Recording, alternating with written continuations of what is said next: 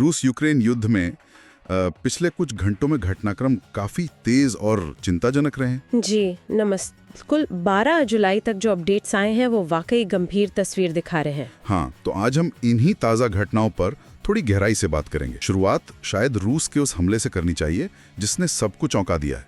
हाँ बिल्कुल, बीती रात जो हुआ वो शायद अब तक का सबसे बड़ा एक साथ किया गया ड्रोन हमला था। सबसे बड़ा? कितने?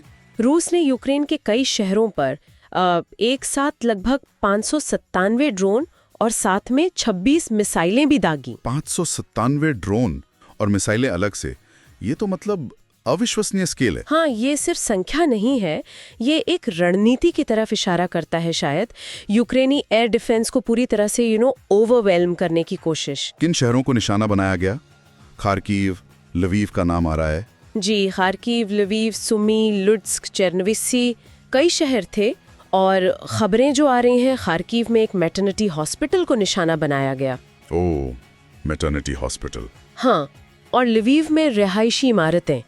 और सबसे दुखद बात, कई आम नागरिकों की मौत की भी खबर है। तो क्या यूक्रेन का एयर डिफेंस सिस्टम नाकाम रहा? देखिए, पूरी तरह नाकाम कहना शायद ठीक नहीं होगा। रिपोर्ट्स के मुताबिक यूक्रेनी एयर डिफेंस ने करीब 319 ड्रोन और 25 मिसाइलें रोक भी लीं। अच्छा, ये भी काफी बड़ा नंबर है वैसे। हाँ, ये उनकी क्षमता दिखाता है, लेकिन हमले का स्केल इतना बड़ा था कि सब कुछ रोक पाना वो मुमकिन नहीं था। लगता है रूस अब शायद क्वांटिटी पर फोकस कर रहा है। और इसी माहौल में जाहिर है राष्ट्रपति ज़ेलेंस्की की तरफ से कड़ी प्रतिक्रिया ही होगी। बिल्कुल, उनकी मांग अब बहुत साफ और कह सकते हैं तीखी हो गई है। वो अब सिर्फ सहानुभूति नहीं मांग रहे। तो क्या कह रहे हैं वो सीधे सीधे कह रहे हैं, हमें फौरन हथियार चाहिए, खासकर एडवांस्ड एयर डिफेंस सिस्टम्स। उन्होंने अमेरिका, नेटो, यूरोपीय संघ सबसे अपील की है। और उनका मैसेज क्या है? मैसेज क्लियर है, मदद में देरी का मतलब है और ज्यादा मौतें और ज्यादा तबाही। ये एक तरह से चेतावनी भी है कि वक्त बहुत कम है। और इसी अपील के बीच एक अहम डेवलपमेंट ये भी है कि अमेरिका ने मदद फिर से शुरू कर दिया है, काफी समय से रुकी हुई थी। हाँ, ये एक बड़ी खबर है। एक लंबे गैप के बाद अमेरिका ने हथियार भेजना फिर से शुरू किया है। और दिलचस्प बात यह है कि पूर्व राष्ट्रपति ट्रंप ने भी कहा है कि मदद इस बार और मजबूत तरीके से होगी। ये तो एक बड़ा शिफ्ट लगता है अमेरिकी पॉलिसी में। लेकिन सवाल वही कि क्या ये मदद सही वक्त पर पहुंच पाएगी? मतलब घोषणा होना एक बात है और उन हथियारों का फ्रंट लाइन तक पहुंचना दूसरी। रूस ये टाइम गैप समझता है। अच्छा, तो एक तरफ अमेरिका फिर से एक्टिव हो रहा है, लेकिन दूसरी तरफ एक और गठजोड़ बनता दिख रहा है, रूस और उत्तर कोरिया। जी, ये भी एक बहुत महत्वपूर्ण डेवलपमेंट है। रूसी विदेश मंत्री सर्गेई लावरोव प्योंगयांग पहुंचे, उत्तर कोरिया। और वहाँ किम जोंग उन का बयान आया है। हाँ, और बयान बहुत सीधा है, हम रूस के साथ हैं। ये सिर्फ कहने की बात नहीं लगती। इसका मतलब क्या हो सकता है? हथियार? बिल्कुल, संभावना है कि उत्तर कोरिया रूस को गोला बारूद या शायद दूसरे हथियार दे सकता है जिसकी रूस को जरूरत हो सकती है।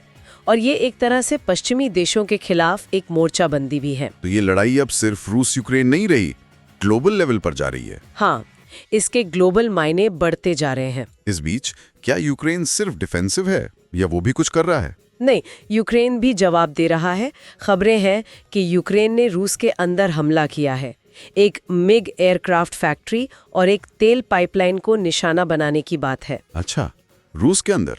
जी, यूक्रेन का दावा है कि इससे रूस को नुकसान पहुंचा है। ये उनकी रणनीति में बदलाव का संकेत है, युद्ध को रूस की जमीन पर ले जाना। लेकिन इन सब सैन्य कार्रवाइयों के बीच आम लोगों का क्या? मानवीय संकट की क्या स्थिति है? वो स्थिति बहुत गंभीर होती जा रही है।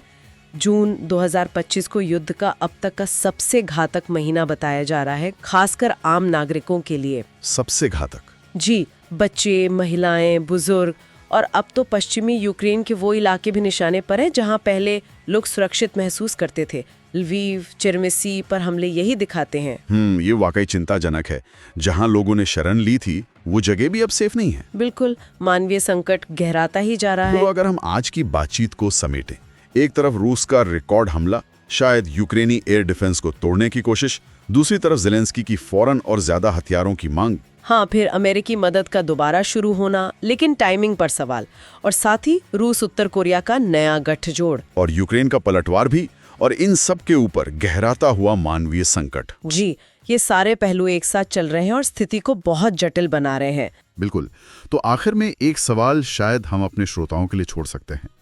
ये जो नया रूस उत्तर कोरिया गठजोड़ बन रहा है, ये इस युद्ध के भविष्य और ग्लोबल स्थिरता के लिए क्या मायने रखता है, इस पर सोचने की जरूरत है।